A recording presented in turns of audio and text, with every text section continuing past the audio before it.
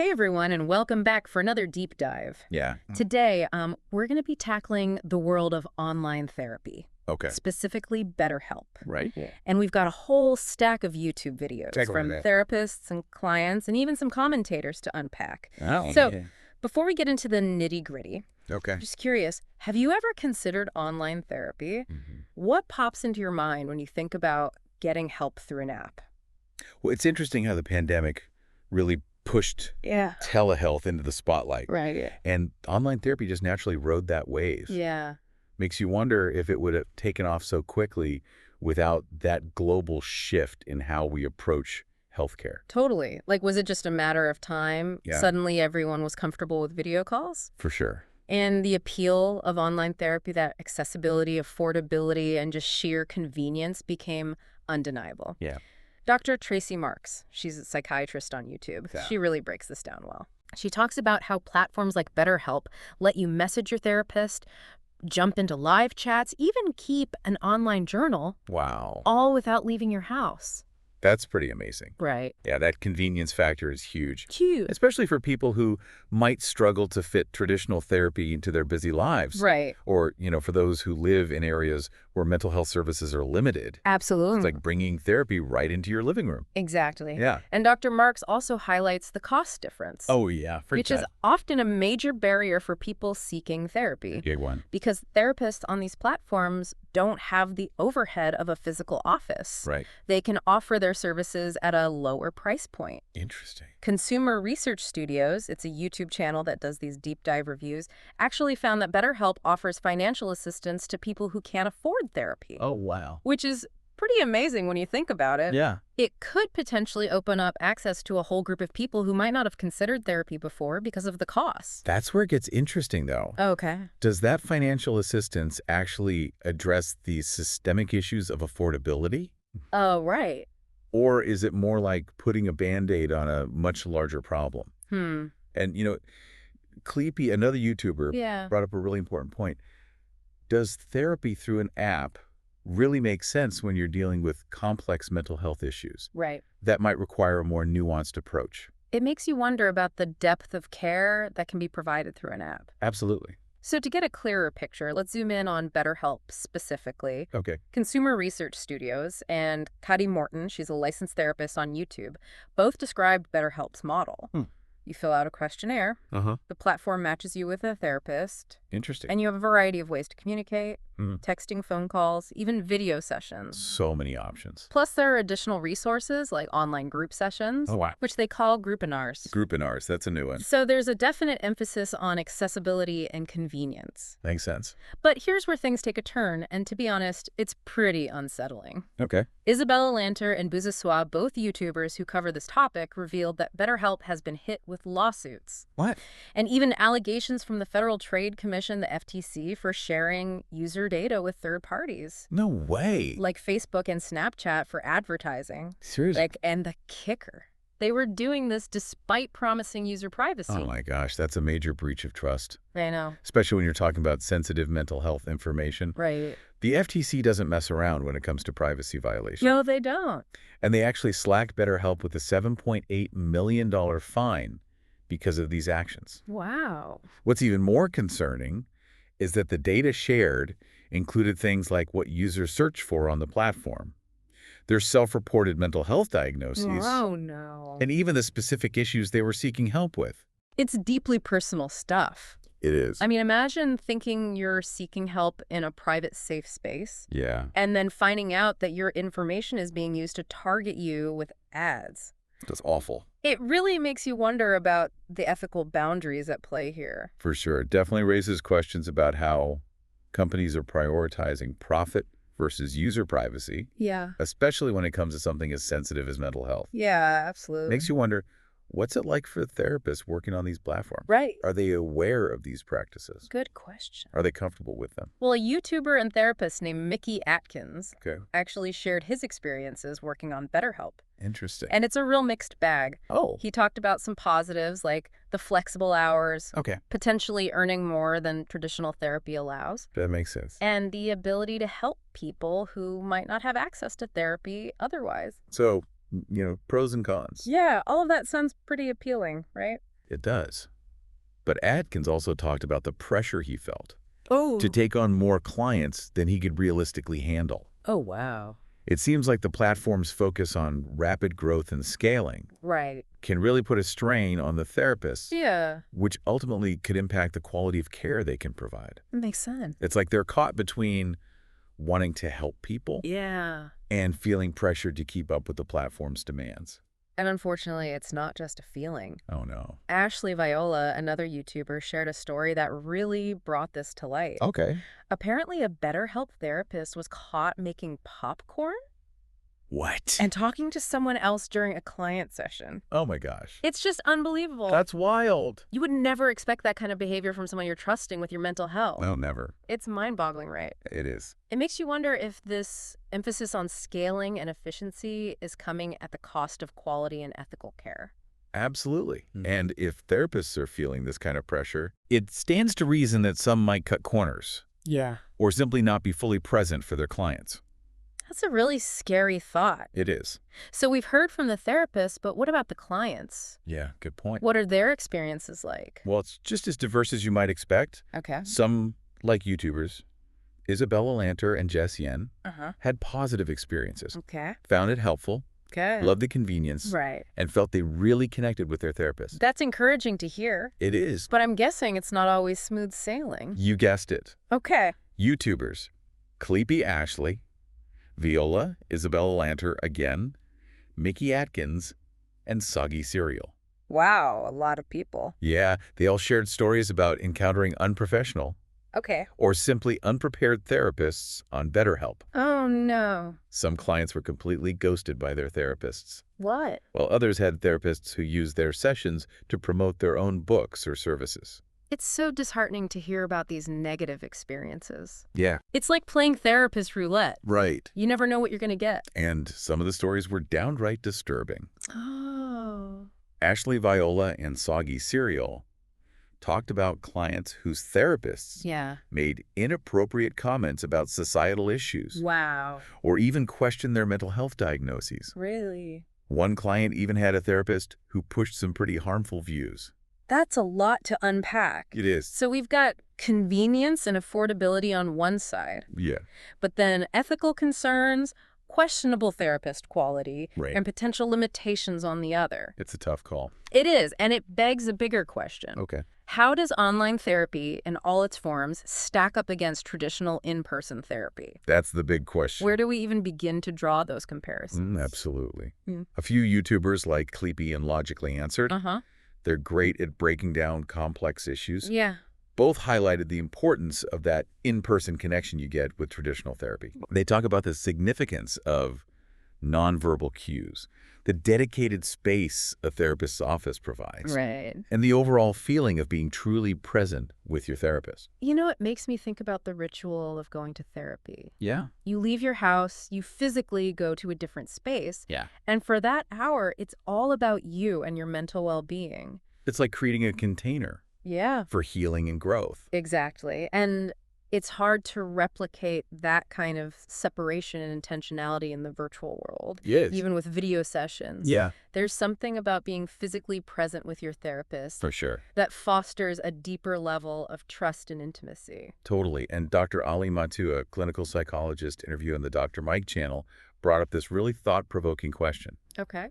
Does the pursuit of scaling and commercializing mental health care actually compromise the very nature of the therapeutic relationship? That's a profound question. It is. If platforms like BetterHelp are putting growth and profit ahead of the well-being of both clients and therapists, it raises serious concerns about the future of mental health care. It does. And it's not just BetterHelp. Right. It's the entire landscape of online therapy. Yeah, Jess Yen did a whole series on different platforms, Talkspace, Cerebral, Alma, Anise Health, each with its own pros and cons. So many options.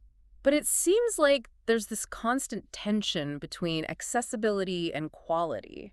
So the question becomes, how do you, as a potential client, Right. navigate this complex world and make an informed decision about what's right for you? That's a fantastic question, and one that I think a lot of people are grappling with. Yeah. Maybe we should start by exploring the core differences between the two approaches. Yeah, absolutely. You know, we've got a lot more to unpack. Okay. So let's take a quick pause here. Sounds good. When we come back, we'll delve deeper into those questions. Great. And give you some tools to help you make the best choice for your mental health journey. Can't wait. Don't go anywhere. We'll be right back. Welcome back, everyone. Yeah. So before the break, we were wading through the murky waters of online therapy. Right. Uncovering both the shiny promises and the not-so-pretty realities. Absolutely. We've seen the appeal of convenience and affordability. Yeah. But we've also encountered some serious ethical concerns. Sure. Inconsistent therapist quality. Right. And the inherent limitations of virtual care. That's a lot to process. It is, and one of the biggest takeaways so far is the importance of research. Oh, absolutely. Don't just blindly jump onto the first platform you see because a YouTuber recommended it or because it has a catchy slogan. Yeah, do your homework. Alyssa Powers and Dr. Olimatu both emphasize this in their videos. Yeah. Take the time to really dig deep. For sure. And ask the tough questions. Like, what are your goals for therapy? Right. What kind of therapeutic approach resonates with you? Yeah. What are your privacy concerns? I'm scared. These are all crucial factors to weigh before you even think about signing up for a platform. It's like shopping for a car or choosing a school for your kids. Right. You wouldn't just go with the first option you stumble upon, right? Exactly. You'd compare features, read reviews, and consider what's most important to you. Absolutely. And remember, therapy is a very personal journey. Yeah. What works for one person might not work for another. So true. So take your time, do your homework, and trust your instincts. Love that. If something feels off or too good to be true, it probably is. That's such solid advice. Yeah. And speaking of trusting your gut, Okay. let's talk about the elephant in the room, the whole BetterHelp controversy. Right. I mean, we've touched on it throughout this deep dive. We have. But it's worth really unpacking the specifics because it raises some major red flags about the entire online therapy industry. You're right. It's not just about BetterHelp. Right. It's about the potential pitfalls of a system that prioritizes profit over people. And PewDiePie, in his typically blunt style, really called this out. Oh, yeah, he did. He was one of the first YouTubers to raise concerns about BetterHelp's influencer marketing practices. Right. And how many creators were promoting BetterHelp? Yeah. Without disclosing that they were being paid to do so. And some of them were even receiving commissions for every person who signed up using their affiliate link. Wow, it's like a multi-level marketing scheme for mental health. It's incredibly misleading and ethically questionable. It is. Especially for vulnerable viewers who are seeking help for mental health issues. Right. They might be more likely to trust a recommendation from someone they admire. Yeah. Even if it's financially motivated. It's preying on people's trust and exploiting their vulnerability. Exactly. And it goes beyond just individual influencers. Yeah. It's a systemic issue within the platform itself. To make matters worse, PewDiePie actually dug into BetterHelp's terms of service. Oh, wow. And found a clause stating that they couldn't guarantee the verification of a therapist's skills, degrees, qualifications, or background. Wait, what? Yeah. That's insane. How can a platform that's providing mental health services not even guarantee that its therapists are properly qualified? It's a huge red flag. It is. And it highlights the need for greater transparency and accountability within the industry. For sure. Regulators like the FTC have a crucial role to play in ensuring that these platforms are operating ethically. Right. And prioritizing user safety. You know, it's interesting because you wouldn't go to a doctor without checking their credentials. Right. Or to a mechanic without reading reviews. Exactly. But for some reason, when it comes to mental health, we often lower our standards. Yeah. Or trust that someone else has done the vetting for us. We need to be just as discerning about choosing a therapist as we are about choosing any other healthcare professional. Absolutely. And that means doing our own research, checking credentials, reading reviews, and asking tough questions. So what are some other red flags that people should watch out for? Well, aside from the obvious, like, vague privacy policies or questionable marketing tactics, pay attention to the way a platform talks about its therapists. Okay. Are they presented as individuals with unique skills and experience? Yeah. Or are they treated like interchangeable cogs in a machine? That's such a nuanced point. It is. It's like the difference between seeing a therapist as a person who's there to help you heal Right. and seeing them as a product that's being sold to you. Exactly. And if a platform seems more focused on growth and profit than on providing quality care, that's a major red flag. Okay, so let's say you've done your research. Okay. you've checked the red flags, Uh-huh. and you're feeling cautiously optimistic about trying online therapy. Okay. What's next? Well, the next step is to really think about your personal needs and preferences. Okay. What are your goals for therapy? Right. What kind of therapeutic approach do you think would be most helpful for you? Makes sense. Are you comfortable with virtual communication, or do you prefer in-person interaction? Right. And remember, there's no right or wrong answer here. Exactly. It's all about finding what feels right for you. And don't be afraid to shop around. Oh, that's a good point. Most platforms offer free consultations or trial periods, Well, that's helpful. so you can get a feel for the service before committing to anything. That's great advice. And I think it's important to remember that even within online therapy, there's a spectrum of options. Oh, for sure. Some platforms, like BetterHelp, are more focused on providing short-term, solution-focused therapy, Okay. while others, like Talkspace, offer a wider range of therapeutic approaches Right. and the option to work with a therapist long-term. And then there are platforms like Cerebral and Alma that are more geared towards specific mental health conditions or demographics. Oh, interesting. Cerebral, for example, specializes in medication management for conditions like anxiety and depression, Okay. while Alma focuses on providing therapy for BIPOC and LGBTQ+ individuals. It's amazing to see how the landscape of online therapy is evolving It is. to meet the diverse needs of people seeking mental health care. For sure, it's no longer just the one-size-fits-all approach. Right. There's something out there for everyone. That's the beauty of technology. It is. It has the potential to create more accessible, personalized, Yeah. and inclusive mental health care.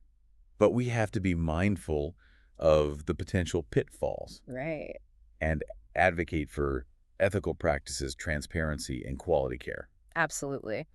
And speaking of quality care, let's talk about another important aspect of choosing an online therapist: their qualifications and credentials. Right, we already touched on the BetterHelp controversy. Yeah. But it's worth reiterating that not all platforms are created equal For sure. when it comes to vetting their therapists. And this is where doing your own research becomes crucial. It is. Don't just rely on the platform's marketing materials Right. or the therapist's bio on the website. Exact. Take the time to verify their credentials, Yeah. check their licensure status, Uh-huh. and see if they have any disciplinary actions against them. It sounds like a lot of work. It does. But wouldn't you rather invest a little time up front Oh, yeah. than risk working with a therapist who's not qualified Absolutely. or who doesn't align with your values? And remember, you have the right to ask a therapist about their qualifications, So, their approach to therapy, yeah, and anything else that's important to you for sure. before you start working with them. So we've talked about red flags, Mm-hmm. personal needs, Right. and therapist qualifications. Yeah. But there's another crucial aspect of online therapy that we haven't touched on yet: the therapeutic experience itself. Oh, right. How does it actually feel to have therapy through a screen? That's a great question, It is. and one that I think a lot of people are curious about, Mhm. and honestly, there's no easy answer. Right. It's going to be different for everyone. Right. Some people might find it incredibly liberating and empowering to have therapy from the comfort of their own home, Yeah.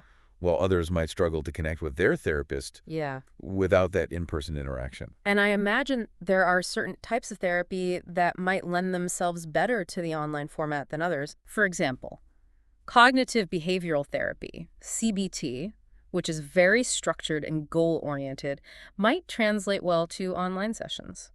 But other therapies, like psychodynamic therapy, Mhm. which focuses more on exploring unconscious processes and early childhood experiences, might require a deeper level of intimacy and connection Right. that can be harder to achieve virtually. So it's really about finding the right fit It is. between your personal needs, the therapeutic approach, and the platform you're using. Exactly. And remember, even within online therapy, there's a lot of variation. Oh, yeah. Some platforms offer only video sessions, Okay. while others allow for text-based therapy or even phone calls. Interesting. And the level of interaction with your therapist can also vary widely. Yeah. Some platforms offer daily check-ins and unlimited messaging, Wow. while others provide more traditional weekly sessions. It's like a buffet of options. It is. You can really customize your therapeutic experience to suit your preferences and your lifestyle.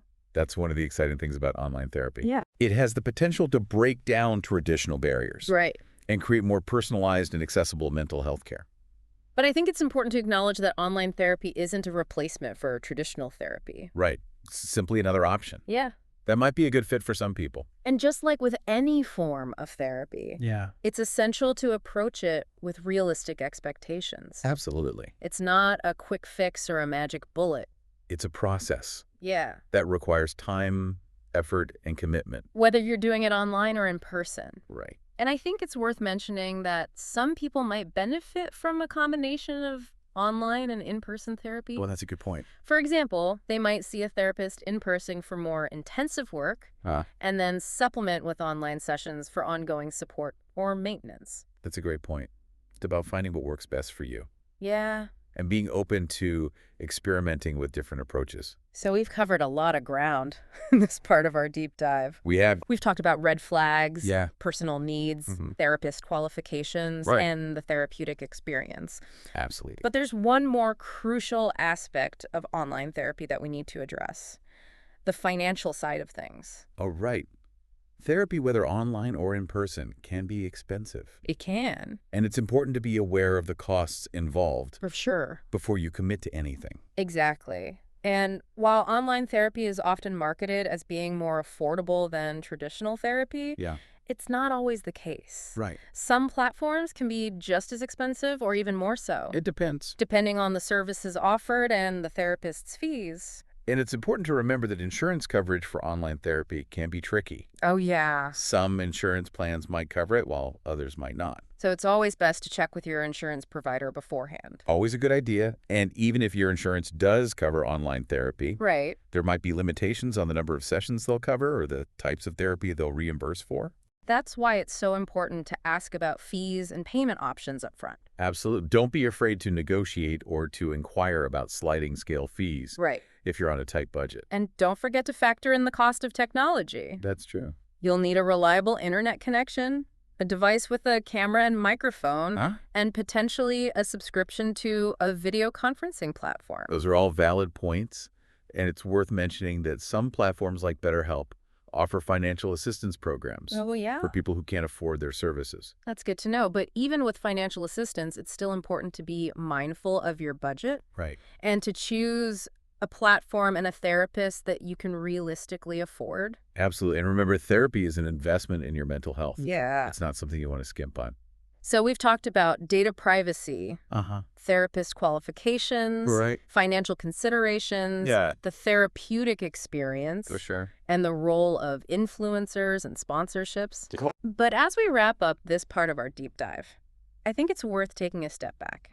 Okay. And considering the bigger picture, the potential impact of online therapy on the future of mental health care. That's a great point. As online therapy becomes more mainstream and accessible, it's bound to have a ripple effect on the way mental health services are delivered in the years to come. And I think it's important to approach this with both optimism and caution. Yeah. On the one hand, online therapy has the potential to revolutionize mental health care. For sure. By making it more convenient, affordable, and accessible to people who might not otherwise have access. It could also help to reduce the stigma surrounding mental health care. Oh, absolutely. By making it more private and discreet. And it could even lead to more innovative and personalized approaches to therapy as technology continues to evolve. Those are all exciting possibilities. They are. But on the other hand, there are also potential risks that we need to be mindful of. Right. We've already talked about the importance of ensuring therapist quality, protecting client privacy, and addressing the ethical considerations of using technology in mental health care. Exactly. And there's also the risk that online therapy could exacerbate existing inequalities in access to care. Oh, right. If it's not implemented thoughtfully and equitably. That's a valid concern. We need to make sure that online therapy is available and affordable to everyone. Absolutely. Regardless of their income, their location, or their technological literacy. And we need to be mindful of the potential for online therapy to be used inappropriately or ineffectively. Right. If it's not delivered by qualified professionals who are trained in the nuances of virtual communication. It's all about finding ways to maximize the benefits of online therapy. Yeah. While also mitigating the potential risks. Exactly, and that requires ongoing dialogue, collaboration, and innovation from therapists, clients, policymakers, and technology developers. So as we move into the final part of our deep dive, I'm curious to explore the ethical implications of online therapy in more detail. Okay. It's a topic that raises a lot of questions. It does. And requires careful consideration. Absolutely. And it's a conversation that we need to be having as online therapy continues to evolve. Right. And become a more integral part of the mental health landscape. So let's take a quick break, and when we come back, we'll delve deeper into the ethical considerations surrounding online therapy Sounds good. and explore what the future might hold for this rapidly growing field. Welcome back, everyone. Hey. So far, our deep dive into online therapy has been a roller coaster. Yeah, it has. We've seen the convenience, the concerns, and just the sheer variety of what's out there. So many options. Now let's shift gears and really dig into the ethical side of things. It's something that's come up throughout our conversation. It has. And it's worth exploring in more depth. Absolutely. It's crucial to consider the ethical implications, especially as online therapy becomes increasingly integrated into mental health care. Right. It's not just about convenience and access anymore. It's about ensuring that ethical considerations are at the forefront of this evolution. And one of the biggest ethical dilemmas we've discussed is the potential for technology to create distance in the therapeutic relationship.